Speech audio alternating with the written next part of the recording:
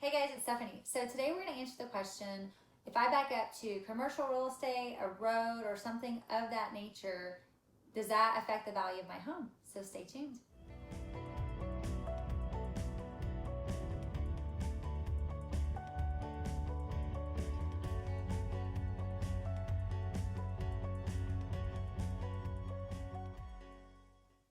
All right, so when I have houses that back up to roads or back up to commercial property, let's say it's a grocery store or even a daycare, that will impact the list price that I recommend for the home, especially when we're comparing ourselves to other homes that don't back up to those items.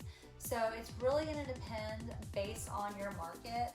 I can tell you that some of my homes here recently have had to have a pretty good size reduction, especially if it's a busy road or if it's something from a commercial standpoint that can be really distracting at night if there's lights like a big ball field or stadium. There's other things that don't affect it very much. I had one house that recently backed up to a daycare and it really didn't affect the value, it just affected it a few $1,000s.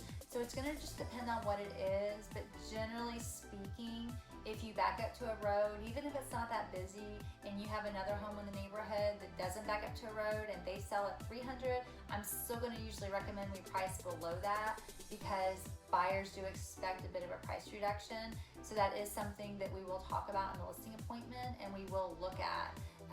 Just to be totally transparent with you, it's not a deal breaker. We can definitely sell the home still, but it is something that will need to be addressed. Sometimes it also means that we have to have more showings. So I literally had a home one time that the back corner of the house, it was like, I don't know how tall it was, guys, but it was a really, really big water tower. Like it was literally, the whole house was in the shadow of this water tower.